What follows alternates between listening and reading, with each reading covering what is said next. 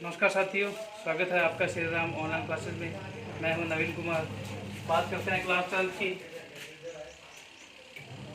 Class 12 में अपन ने last video में 4.1 पूरी कर दी थी और 4.2 के लिए कुछ महत्वपूर्ण जो नियम थे सारणिक के, उनके बारे में चर्चा की थी।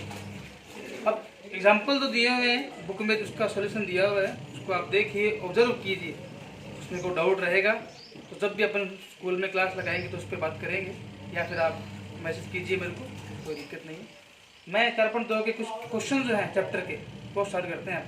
तो पहला क्वेश्चन है आपका, वो है एक सारणिक है LM2 ये 2x2 की है। 2x2 का मतलब 2 ही इसमें रो है, 2 ही इसमें कॉलम है। अब इसमें आपको वैल्यू फाइंड करनी है L/M। L अनुपात M आपको ज्ञात करना है। अनुपात को आप इस प्रकार बटा में भी लिख सकते हैं, कोई फर्क नहीं। देखिए, तो आपको 2x2 का वैल्यू फाइंड करना है। अब इसका मान जो है, मैंने बताया था, जो अग्र विकर्ण है उसका गुणा और माइनस फर्स्ट जो आपके विकर्ण है उसका गुणा। सिंपल। L का गुणा करेंगे आप 3 से, माइनस M का गुणा करेंगे आप 2 से। इक्वल में आपको दिया हुआ है 0। कितना दिया हुआ है? 0। अब इसमें ये नहीं है कि सर इसमें तो कोई दिया ही नहीं हुआ, सारणिक का मान निकालना है, क्या करना है, ये मान ही है। इसका कोई ना कोई एक संख्यात्मक मान होता है, तो इसमें कोई सोचने की बात नहीं है, अपन इसकी वैल्यू फाइंड कर देंगे। अब 3 का L से करेंगे, 3L माइनस में 2M बराबर में क्या है? 0। ये माइनस का है तरह की क्या हो जाएगा? प्लस का। अब शांतन करेंगे अपन। अब ये M यहाँ जो है गुणा में है तरह की भाग में हो जाएगा, और 3 यहाँ गुणा में ये तरह के भाग में हो जाएगा। तो ये हो जाएगा L/M बराबर में 2/3। यही आपको वहाँ पे फाइंड करना था। इसको मैं चेंज करूँगा अनुपात में, तो लिखूंगा L/M बराबर 2/3। इस प्रकार से आप ये करेंगे, ठीक है।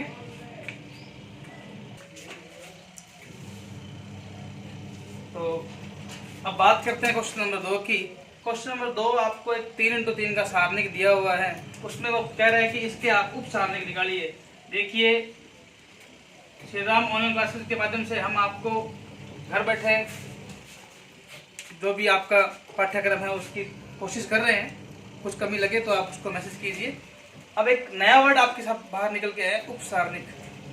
उप सारणिक, उप, देखिए हिंदी का भी ज्ञान आपको दे देता हूँ।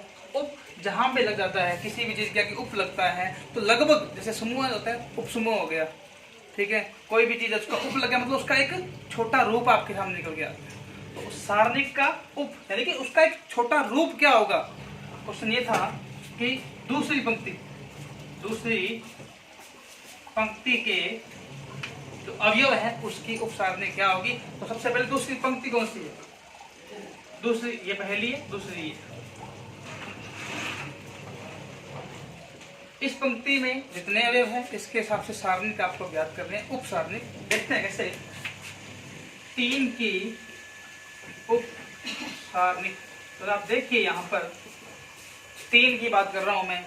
मैंने ये पहले भी बताया था आपको, जिस एलिमेंट की बात वो करेगा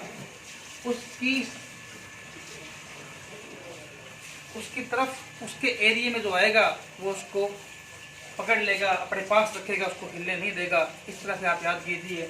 मतलब ये 3 है, ये किसको पकड़ करता है? इस पूरी लाइन को, और ये इस कॉलम को भी कवर करता है।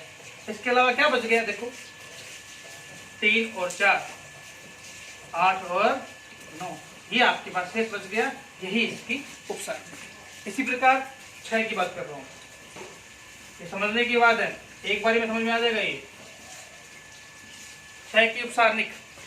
6 देखो, ये 6 एलिमेंट ये रहा, बिल्कुल है, आपके सामने पड़ा है, कोई दिक्कत नहीं है।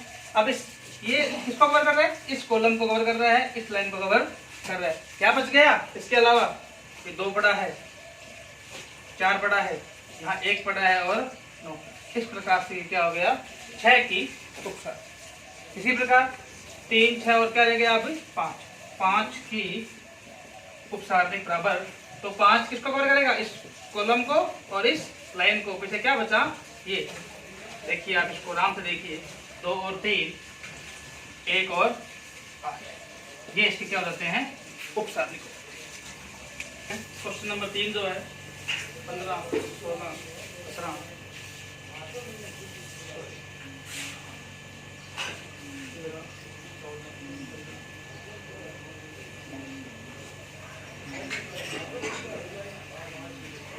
इस सारणी का आपको मान ज्ञात करना है। अब देखिए, मान ज्ञात करने के लिए मैंने आपको सरुष आकृति बताई थी। तो मैंने कहा था कि सरुष आकृति सबसे आसान रहती है, इसमें कंफ्यूजन नहीं होती, प्लस माइनस की गलती नहीं होती।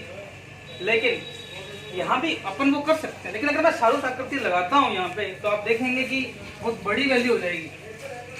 इसलिए मैंने आपको जो लास्ट वीडियो में बताए थे, कुछ नियम बताए थे, मैंने कहा था कि अगर किसी भी पंक्ति में दूसरी पंक्ति जोड़ दें, घटा दें, तो कोई भी मान में फर्क नहीं पड़ेगा। कोई कॉलम में कुछ जोड़ते, कुछ नहीं फर्क पड़ने वाला। तो अपने काम करते हैं,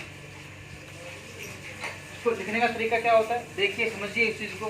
इस एग्जाम्पल में दिया हुआ है R2 है, R2 यानी कि रो दूसरी, इसमें चेंज कर रहा हूँ मैं। ये इसका ध्यान हो गया इस प्रकार से कि R2 में चेंज कर रहे हो, तो वहाँ पे लिखना पड़ेगा आपको। जब आप कॉपी में करेंगे तो लिखना पड़ेगा कि कैसे कर रहे हो, क्योंकि कोई जो कॉपी चेक करता है उसको सपने तो आने से रहे कि भाई ये तो कैसे कर दिया, कोई ऐसा देखना पड़ेगा। R2 में आप चेंज कर रहे हो, चेंज क्या कर रहे हो, मैं R2 में R1 क्या कर रहा हूँ, घटा रहा हूँ। R1 इस रो को इसमें से घटा दूँ, और मैं काम और कर रहा हूँ R3, इस तीसरी रो में क्या कर रहा हूँ मैं, R3 माइनस में R2 कर देता हूँ। देखिए से आप इसको देखेंगे, आप R2 इसमें चेंज कर रहा हूँ, क्या चेंज कर रहा हूँ, इसमें इसको घटा रहा हूँ। ये तो वैसे ही वैसी रहेगी, 13, 16 और 19, 14 में से 13 गया 1 बचेगा, 17 में 16 गया 1 बचेगा, 20 में 19 गया 1 बचेगा। ठीक है, इसी प्रकार इसमें से घटा रहा हूँ, 15 में 14 गया 1 बचेगा, 18 में 17 गया 1 बचेगा, 21 में से 20 गया 1 बचेगा। यहाँ तक मेरे हिसाब से आपको दिक्कत नहीं होगी। और यहाँ पर आने के बाद में आप क्या लिखेंगे, बराबर 0। अब ये कैसे हो गया सर, तो मैंने नियम में एक बात ये बोली थी कि किसी सारणी में अगर दो पंक्तियां सेम हैं तो उसका मान क्या होता है, 0 होता है। दो पंक्तियां या दो स्तंभ, दो कॉलम अगर सेम वैल्यू है उनकी, तो मान क्या आएगा, 0। अब आपके लिए होमवर्क बोलता हूँ यहाँ, यही में आप इसको उस सरुष डायग्राम से करके देखेंगे, तो आप देखना तो इसका क्या आएगा, 0 आएगा। इसको आप नोट कीजिए।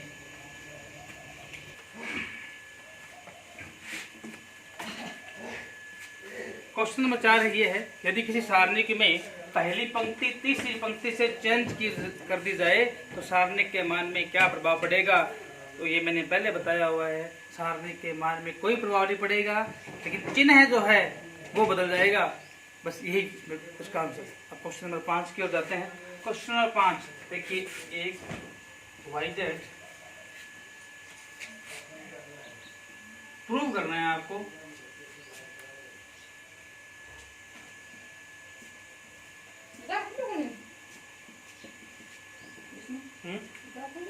बजाओ आंदो बोलिए, कोई बात नहीं।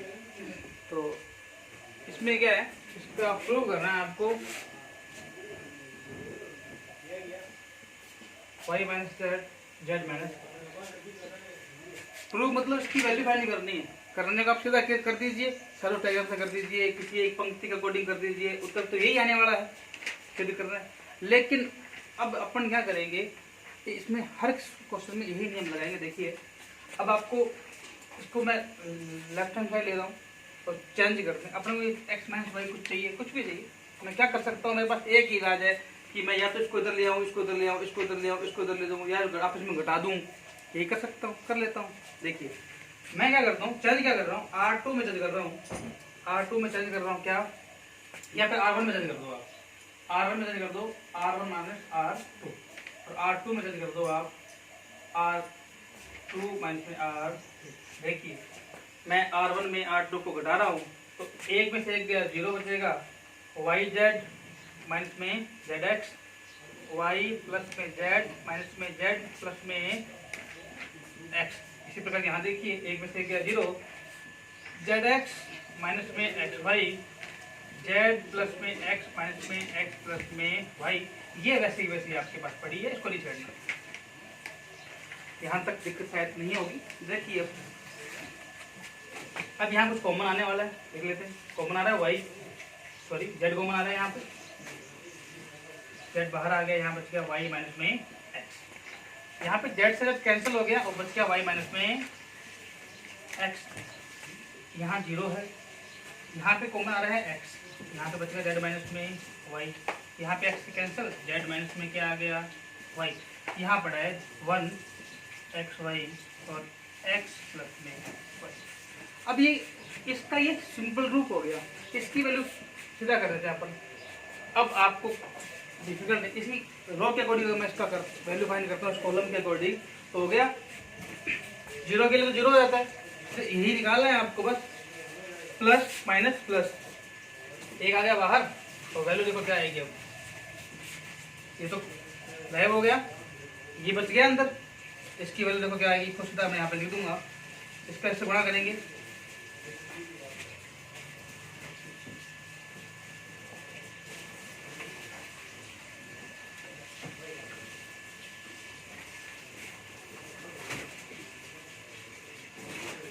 माइनस इनका गुणा हो जाएगा, x यहाँ पड़ा है। और अब इसको जब सॉल्व करेंगे आप तो यही आपके पास वैल्यू बच जाएगी। गुणा करके आप देखिए, ये आपका प्रूव हो जाएगा। इसको आप